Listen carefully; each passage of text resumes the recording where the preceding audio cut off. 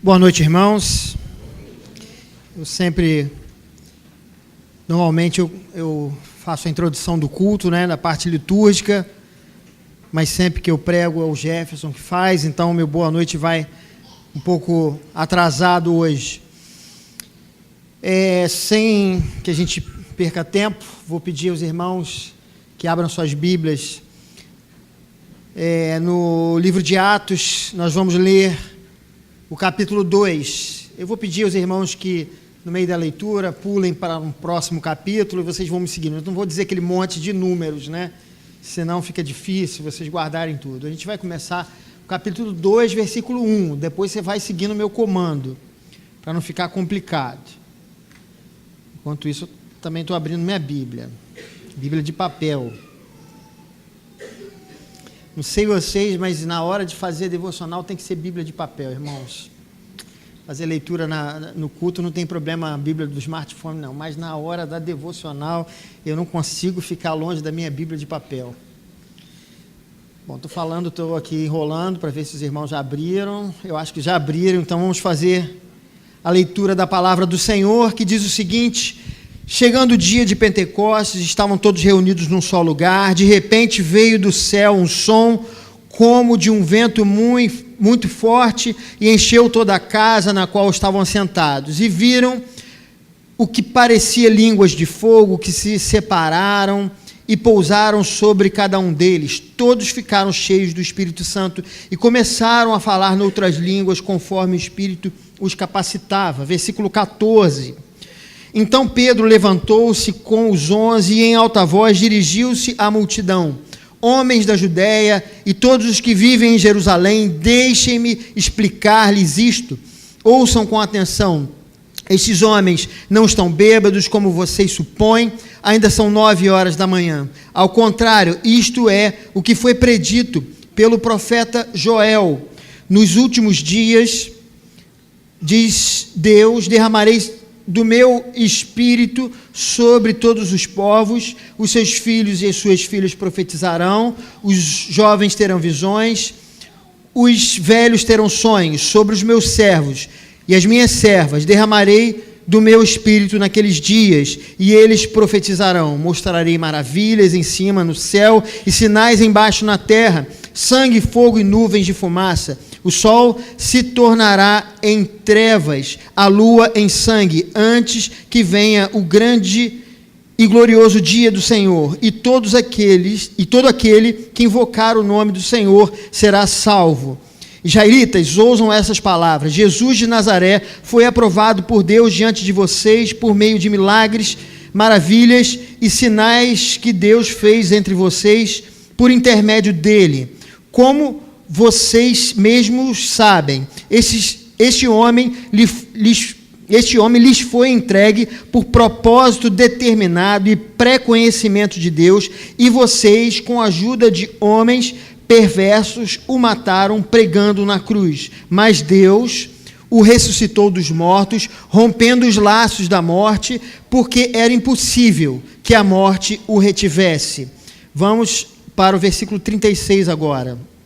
Portanto, que todo Israel fique certo disso: este Jesus a quem vocês crucificaram, Deus o fez Senhor e Cristo.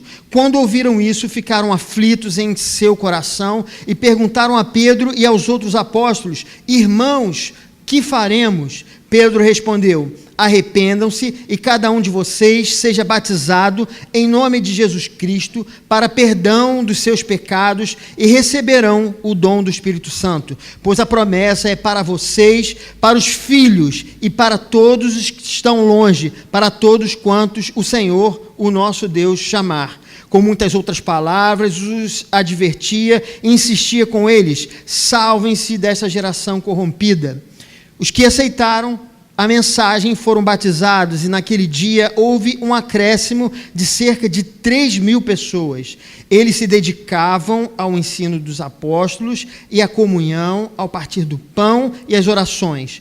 Todos estavam cheios de temor, e muitas maravilhas e sinais eram feitos pelos apóstolos. Os que criam mantinham-se unidos e tinham tudo em comum. vendendo suas propriedades e bens, distribuíam a cada um conforme a sua necessidade. Todos os dias continuavam a reunir-se no pátio do templo, partiam pão em suas casas e juntos participavam das refeições com alegria e sinceridade de coração, louvando a Deus e tendo a simpatia do povo. E o Senhor lhes acrescentava diariamente os que iam sendo salvos. Amém. Oremos. Pai, nós te pedimos que tu possas, nessa noite, nos falar aos nossos corações através do teu Espírito Santo. Necessitamos ouvir a tua voz. Queremos ouvir a tua voz. No nome de Jesus. Amém. Queridos, que impacto esses primeiros irmãos tiveram. Jesus, o Filho de Deus, esteve entre nós, viveu entre nós, depois, de forma dramática, ele morreu.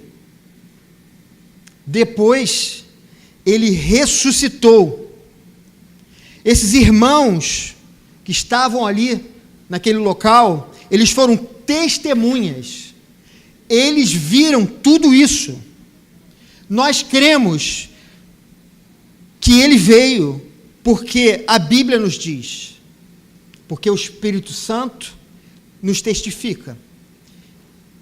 E porque esses primeiros homens, eles foram testemunhas oculares. Eles viram, os nossos irmãos viram, presenciaram.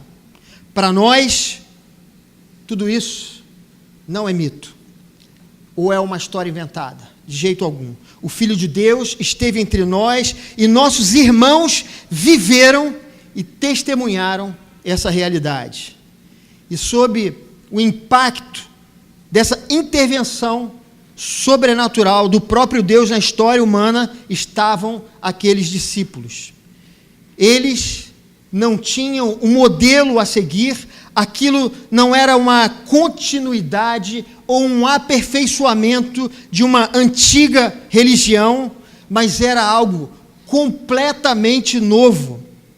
Então, o Espírito Santo desceu sobre os seus discípulos, que se reuniam todos os dias no templo e nas casas em Jerusalém. E em muitas línguas distintas, eles começaram a pregar e a espalhar a boa nova de salvação. Homens simples, sem grandes instruções, foram tomados de uma coragem sem precedentes para divulgar aquela mensagem. Entre eles estava Pedro, um pescador, alguém sem a cultura necessária para uma obra tão grande, mas alguém tomado pela fé a partir de tudo aquilo que ele mesmo havia testemunhado. Pedro passou a pregar como ninguém, nem os mais preparados religiosos da época, ou seja, os fariseus, conseguiam ter tamanha ousadia. Mas não somente Pedro é tomado por essa fé sobrenatural, muitos outros discípulos foram tomados pelo mesmo Espírito. Pessoas como eu e você. Estes pregavam o Evangelho de toda a alma e coração, como se estes fossem os últimos dias a serem vividos por eles. Tal era o poder de Deus sobre aquelas pessoas que, conforme diz o texto, 3.000, por volta de 3.000, se converteram após a pregação de Pedro no Pentecostes. Essa igreja tinha a certeza da volta de Cristo, não duvidavam em nenhum momento. Eles experimentaram algo que poucas vezes foi visto na história posterior da igreja. Uma unidade, uma comunhão, uma fé que ainda hoje nos causa um grande impacto quando nós lemos os textos de Atos. Eu nessa noite, irmãos, gostaria de abordar algumas marcas importantes que havia naquela igreja, que são necessárias para nós no dia de hoje. Lucas, no versículo 42, foi ele o escritor do livro de Atos. Ele nos diz que esses irmãos, eles se dedicavam ao ensino dos apóstolos e à comunhão, ao partir do pão e às orações.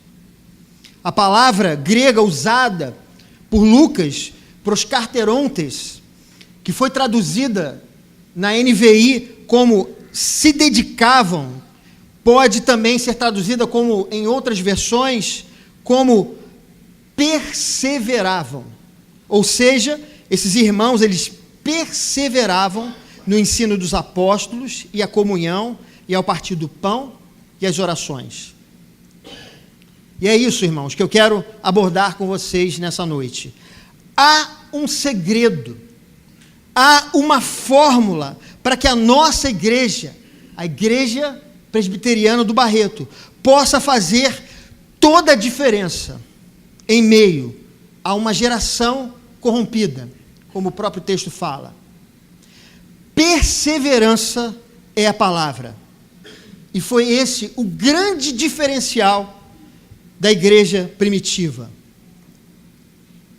E para que, irmãos, a nossa igreja seja relevante nos dias de hoje, em meio a uma geração corrompida, em primeiro lugar, gostaria de dizer que é necessário que sejamos como a igreja de Atos, perseverando no ensino dos apóstolos. Em 1983, você nasceu quando, Jefferson? 85, 4, um pouquinho antes dele ter nascido. Em 1983, eu estava sentado na sala da minha casa, eu tinha acabado de chegar da escola, estava ouvindo música, e pela primeira vez eu ouvia música sempre, eu via aquele disco, né, agulha, tal, os mais velhos sabem bem, eu via aquele disco sempre, mas naquele dia, uma determinada música me soou de uma maneira diferente. É como se eu tivesse ouvido a bateria sendo tocada fora dos demais instrumentos. Eu prestei atenção nela. E, a partir daquilo, eu juntei umas latas e comecei a tocar. Meus pais me levaram para aulas de música com professores particulares. Não havia escolas de música como hoje, essa variedade que existe hoje, era uma coisa muito difícil. Existiam alguns conservatórios, mas não para a coisa que eu queria estudar. E, na verdade, eu tive que me virar para poder aprender a tocar esse instrumento. Havia muito pouca informação, tudo que nós tínhamos era alguns livros fotocopiados, né, para usar o termo correto, e você pegou um pouco disso ainda no finalzinho, né, Daniel? Mas era isso que a gente, nem videocassete a gente tinha, era só xerox e os discos, e a gente tentando fazer o que a gente podia, com o pouco conhecimento que a gente tinha. Quem quisesse estudar para valer, tinha que ir para um daqueles grandes centros de música fora do nosso país.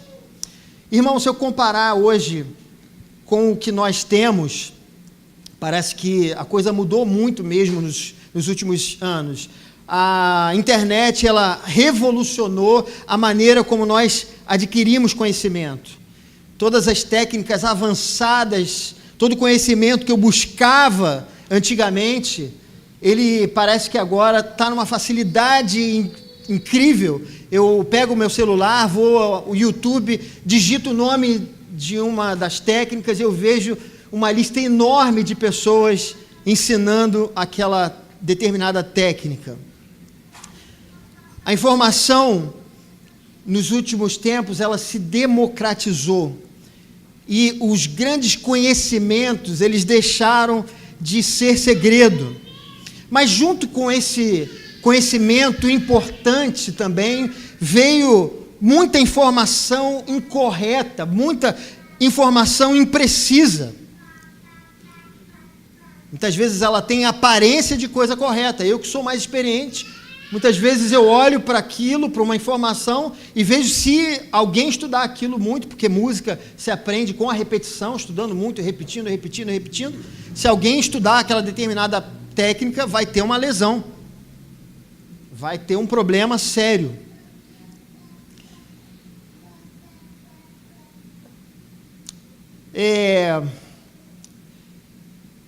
Pois é, isso que acontece com a música, não é apenas com a música que acontece.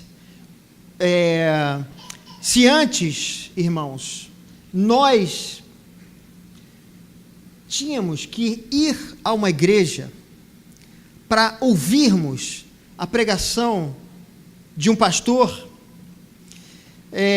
nos últimos tempos, qualquer igreja, com qualquer tipo de teologia, boa ou ruim, está a um clique de nossos smartphones. Mas não só isso, hoje novas músicas, novas séries, novos filmes, vários e vários livros estão sendo lançados a cada ano. A todo instante, nós ficamos surpresos com o nome de artistas do cinema, cantores, youtubers, influencers, que têm milhões de seguidores nas redes, mas que nós, muitas vezes, nunca ouvimos falar. Toda essa enxurrada de informação tem invadido nossas casas, nossas smart TVs, nossos smartphones. Tem havido um dilúvio de todo tipo de pensamento. E a maioria destes está em completo desacordo com as nossas convicções de fé. Afinal, como diz o apóstolo João, na sua primeira epístola, capítulo 5, versículo 19, o mundo inteiro jaz no maligno, ou como diz a NVI, o mundo todo está sob o poder do maligno. Mas apesar disso, irmãos, mesmo assim, nós continuamos relutantes em fazermos as nossas devocionais diárias. Continuamos relutantes em frequentarmos a EBD. Continuamos relutantes em trazer nossos filhos à igreja. Continuamos resistivos em criar uma atmosfera de educação bíblica para eles nos nossos lares.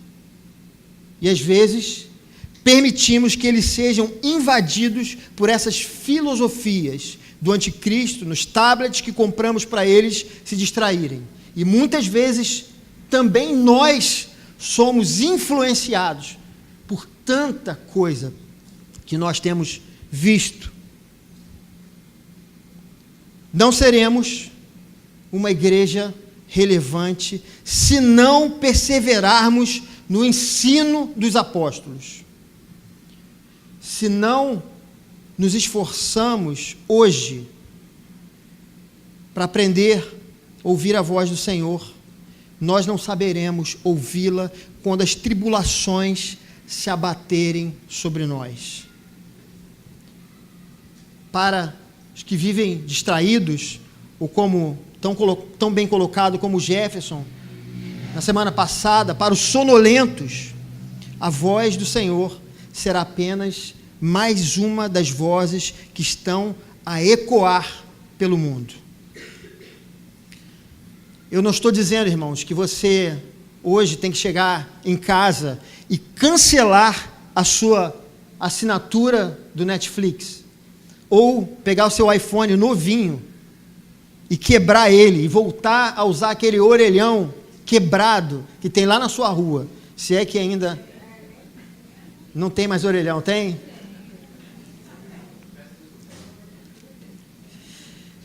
A geração passada tinha coragem de quebrar os discos de rock porque diziam que era do diabo, mas não teve força para se aprofundar no conhecimento das Escrituras. O que eu digo é que nós precisamos apurar os nossos sentidos espirituais através do conhecimento da palavra de Deus, para que possamos discernir até onde nós podemos ir ou não naquilo que vemos ou ouvimos. Segundo ponto que eu gostaria de trazer nessa noite, para que a nossa igreja seja relevante em meio a uma geração corrompida, é necessário que sejamos, como a igreja de Atos, perseverando na comunhão. Comunhão é a palavra em português utilizada para traduzir koinonia, uma palavra grega.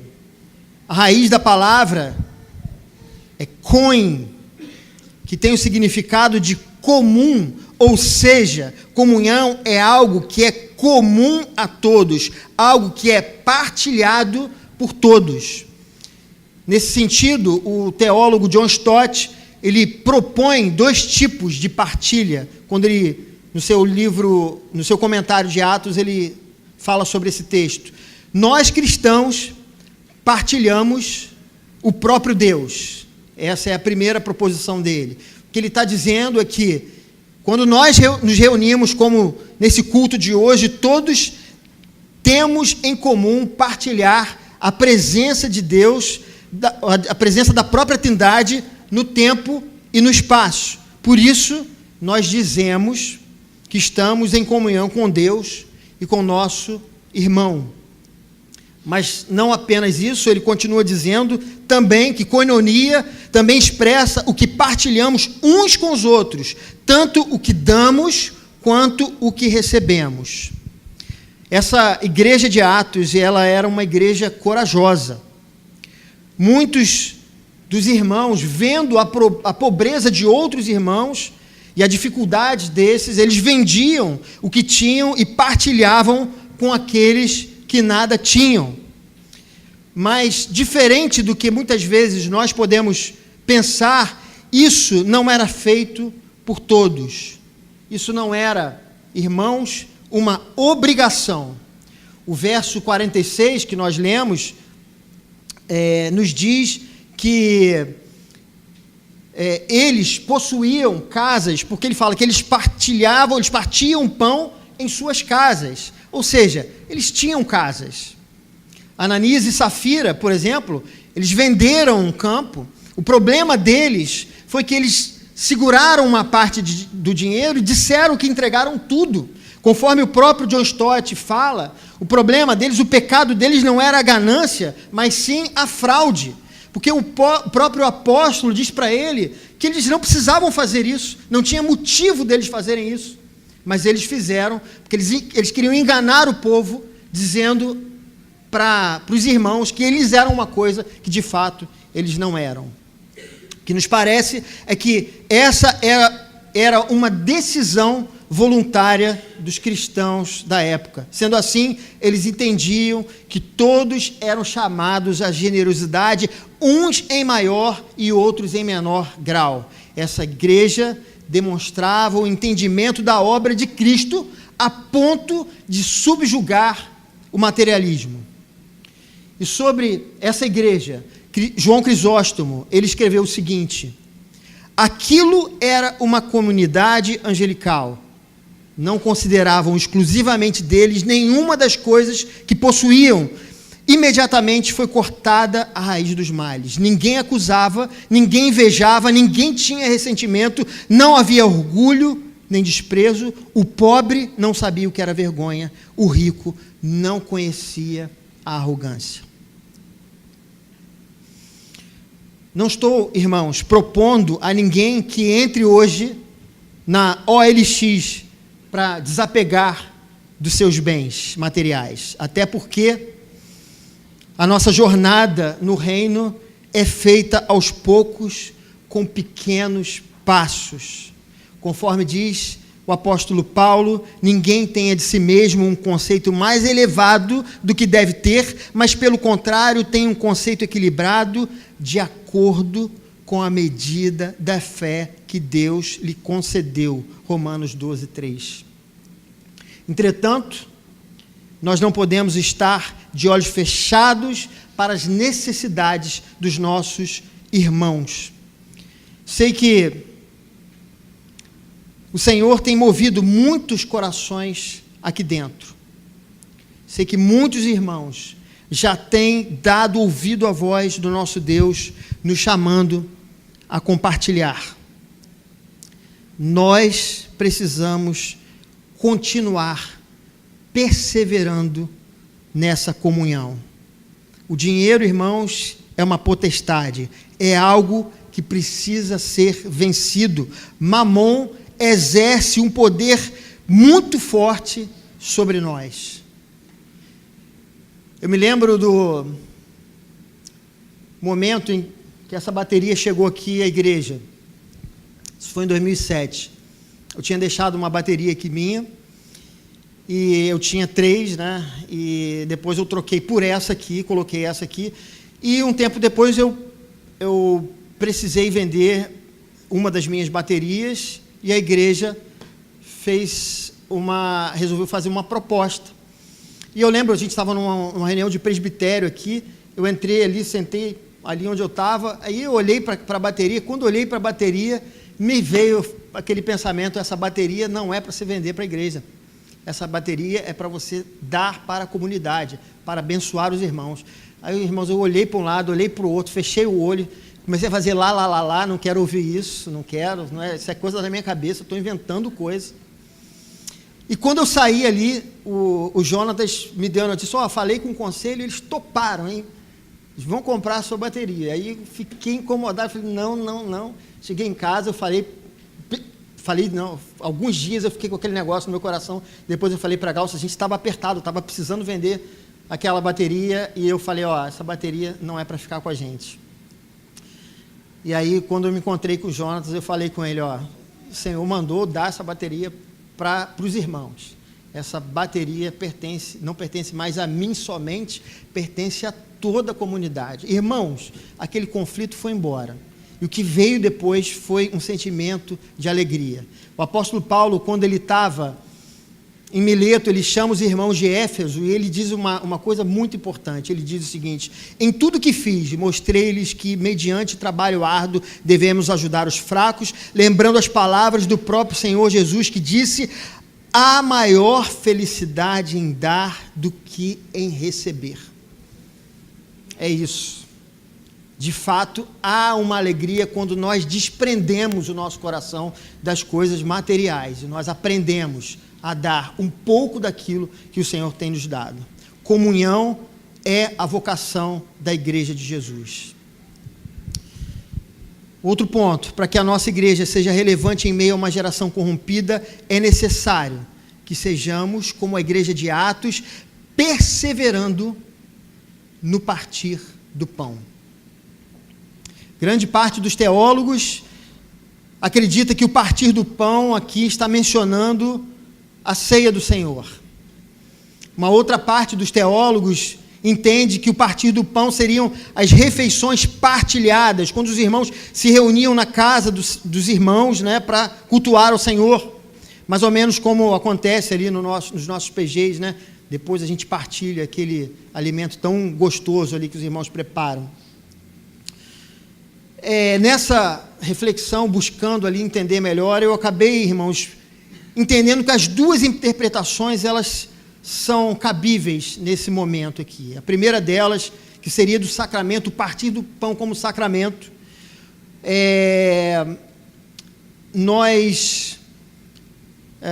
Onde está? Desculpa, eu olhei aqui, perdi o texto, irmãos. Isso. Sei do Senhor... Exato. Desculpa.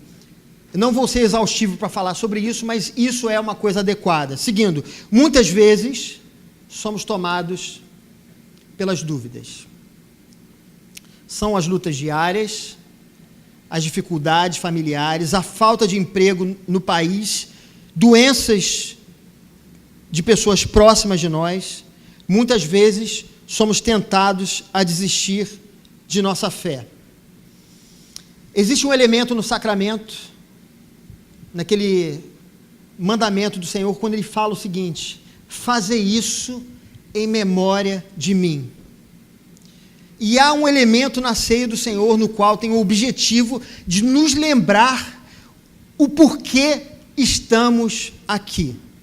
O motivo pelo qual a gente vive, o motivo pelo qual a gente se reúne como igreja. O sacrifício de Jesus nos perdoou, sua morte nos trouxe vida, nos reconciliou com o Pai e nos livrou da morte eterna. A cruz, que é para onde a ceia aponta, nos lembra que todo sofrimento é transitório e que viveremos para celebrar o perdão de Deus por nós pela eternidade. Por isso, é tão importante perseverarmos na participação desse sacramento. Por outro lado, se o partir do pão é algo que é referente à confraternização dos santos, naquele momento em que nós nos reunimos com os nossos irmãos para partilhar um momento agradável ali, isso também é algo fundamental. Quando eu era criança, eu morava lá naquele planeta chamado Marambaia. Nós fomos cedo para lá. E eu me lembro que quando nós chegamos lá na nossa rua, não havia luz. Então, o que nós fazíamos era simplesmente usar lanterna, vela e coisas assim. Quando chegava ali na parte da noite, a única coisa que nos restava depois da última refeição era tão somente a conversa, o bate-papo.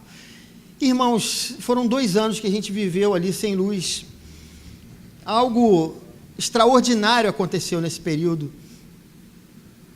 Nós desenvolvemos ali um espírito de confraternização. Muitas vezes a gente terminava a refeição e a gente continuava e conversava e falava sobre tudo. E a gente ficava naquele momento que era extremamente agradável. E isso era testemunhado muitas vezes por parentes nossos que às vezes vinham lá para aquele planeta distante, iam para a nossa casa, ficavam lá, e eles sentiam esse espírito de confraternização que havia ali, algo gerado pelo Espírito Santo. Irmãos da igreja, às vezes iam lá, ficavam hospedados lá também, e sentiam essa presença de Deus lá. Era algo muito interessante. E fazendo uma reflexão sobre isso, nesse final de semana, eu percebi que, é óbvio, a minha família não é uma família perfeita, mas há um elemento muito importante que eu entendo que foi algo que aconteceu nesse período. Eu e meus irmãos e meus pais, nós nunca quebramos como família, esse núcleo familiar, nós 4 e mais os meus pais, nós nunca quebramos, nós nunca chegamos num ponto, depois de mais velhos, onde a gente não pudesse se amar, se aceitar ou se perdoar. E muitas vezes a gente se encontra na casa da minha mãe e ainda a gente tem os resquícios desse momento em que a gente plantou algo tão importante nas nossas vidas, algo que de fato nos transformou. Precisamos perseverar no partir do pão. Só conheceremos nossos irmãos, só criaremos laços profundos se estivermos dispostos a nos assentarmos à mesa com eles para partilharmos um pouco de nossas vidas, sem pressa.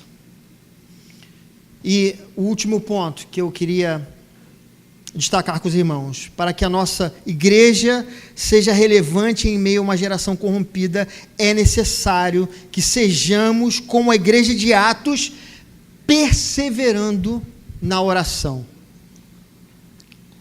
Uma igreja que não ora é uma igreja que não se relaciona com Deus.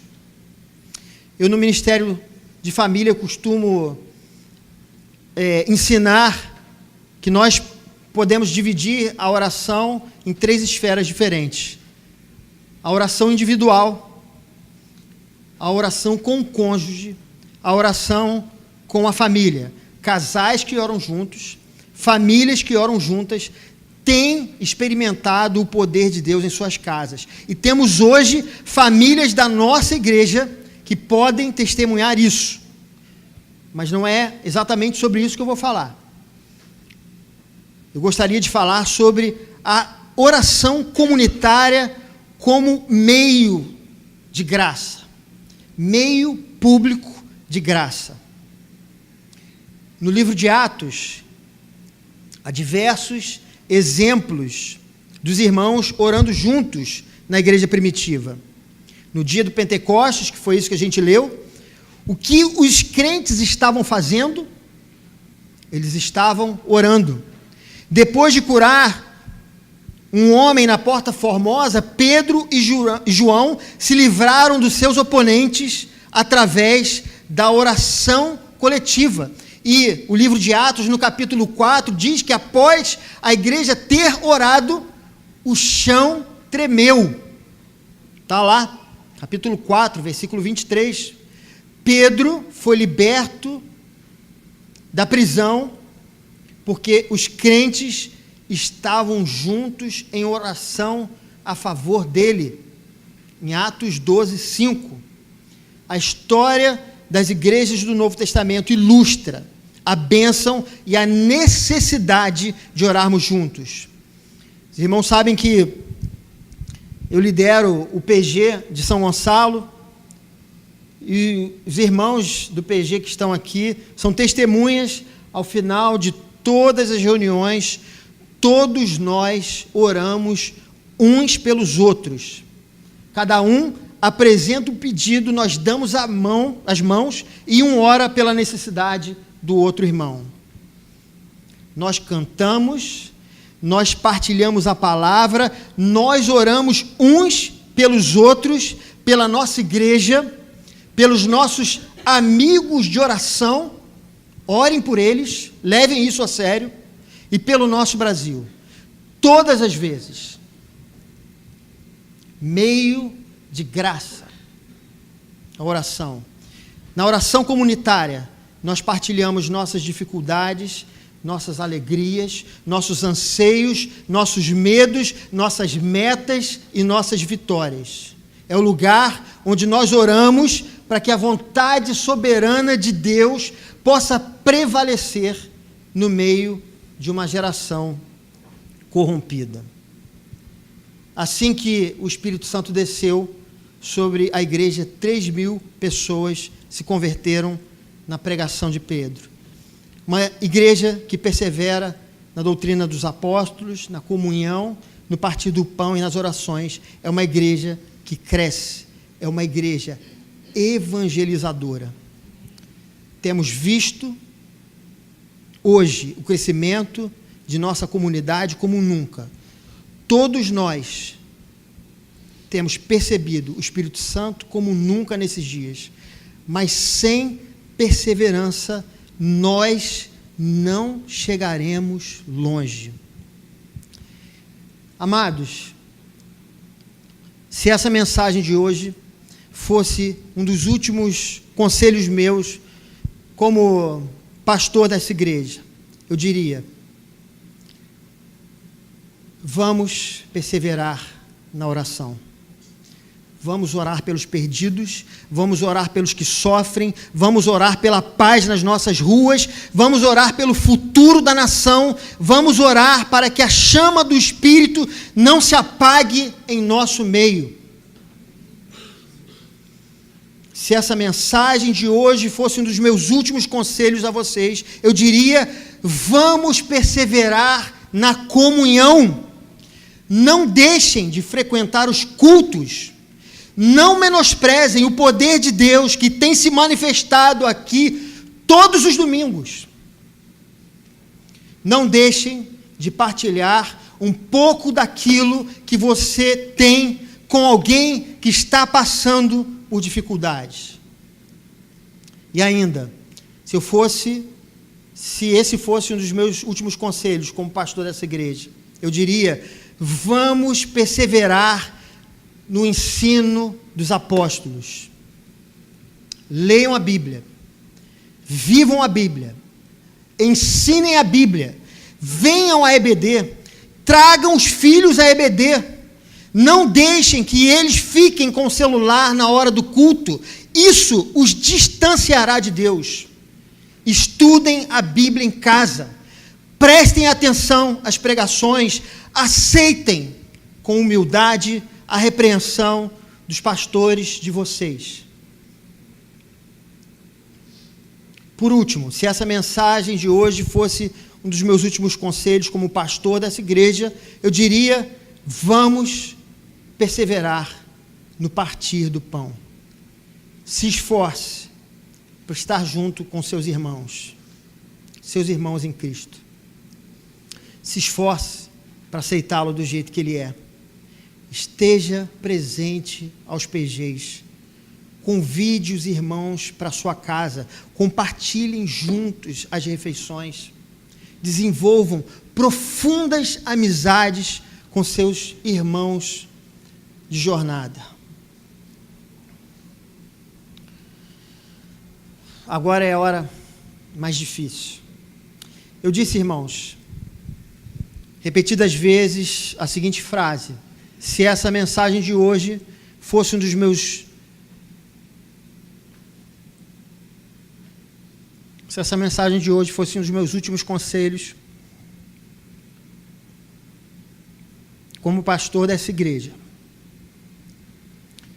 Mas, na verdade, ela é um dos últimos atos que faço como pastor auxiliar dessa comunidade.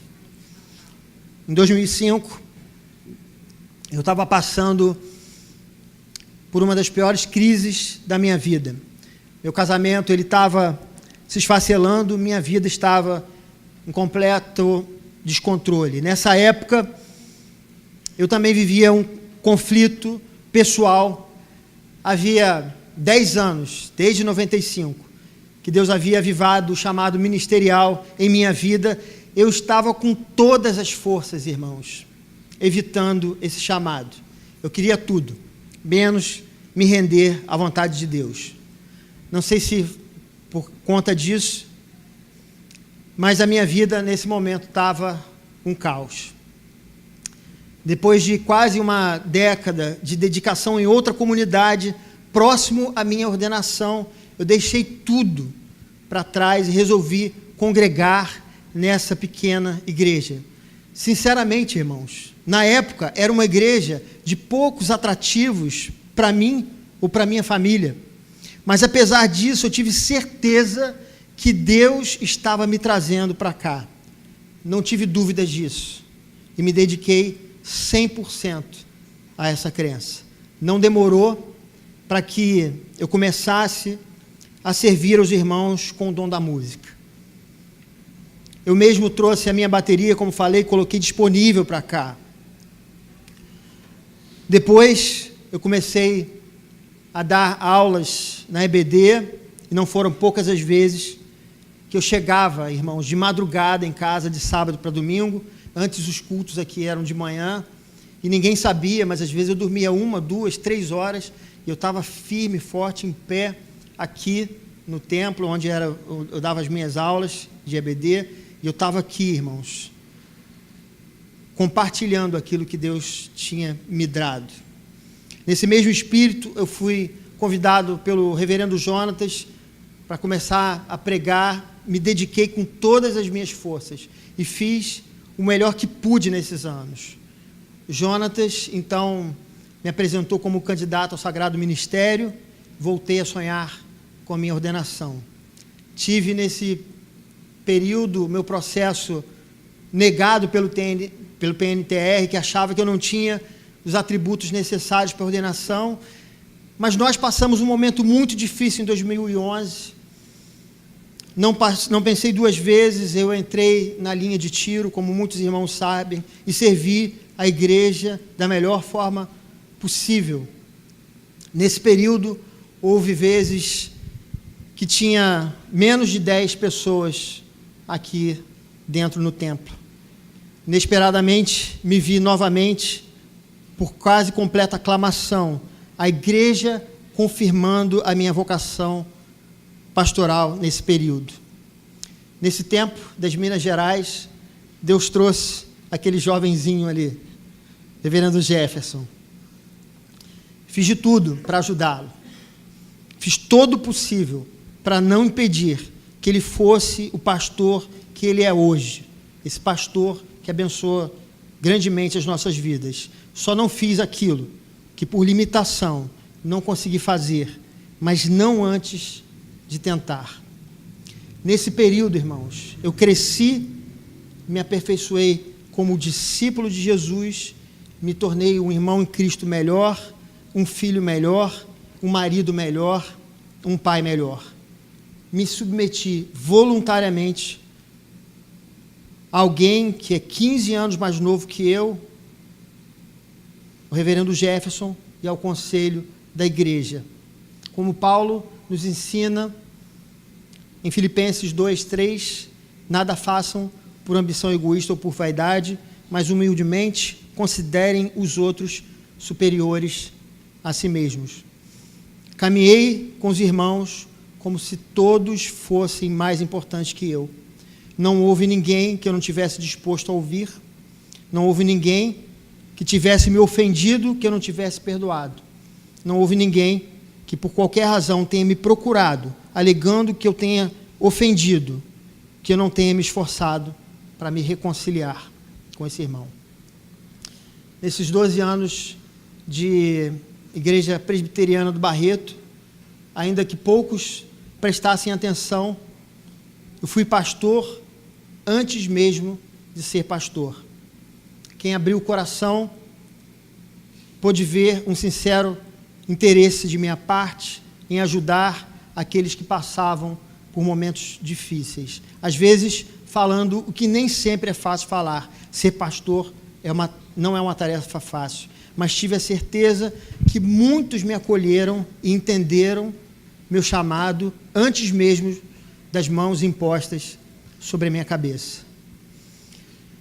O Senhor hoje tem me proposto, irmãos, um caminho diferente para mim e para minha família. A partir de janeiro, eu estarei servindo ao Senhor em outra comunidade. Diferente de outros pastores que aqui passaram, que saíram daqui com talvez uma oferta melhor, entre aspas, esse, irmãos, não é o meu caso. Vou para uma comunidade que vive hoje o que nós vivemos um dia. É uma igreja viva, pulsante, que ama Jesus, mas é uma igreja que tem muitas necessidades.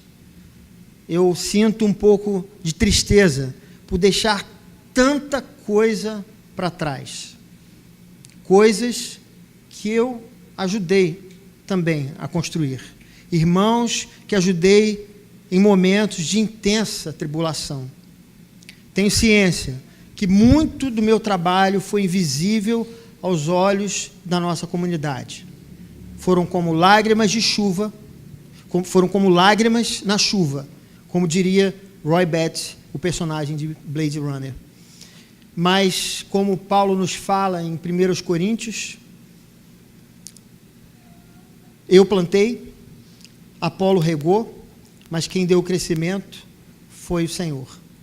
Da mesma forma, abnegada, o apóstolo Paulo também nos ensina, nos diz: sejam sempre dedicados à obra do Senhor, pois vocês sabem que no Senhor o trabalho de vocês não será inútil. Se fiz, de fato, alguma coisa em benefício da igreja, vejo isso apenas como obrigação. Era o meu dever fazer as coisas que fiz. Espero de coração que muito do que fiz aqui, como semente, fique como semente e que possa frutificar na vida de vocês. E todas as vezes que eu voltar para pregar como convidado, que eu possa identificar os frutos daquilo que eu ajudei a plantar na vida de cada um. Agradeço a todos vocês, agradeço ao conselho, agradeço ao Jefferson pela paciência e amor com que todos cuidaram de mim nesse tempo. Mas agradeço principalmente a Jesus, que me chamou para uma obra na qual sei que não sou digno e que me confiou tamanha responsabilidade.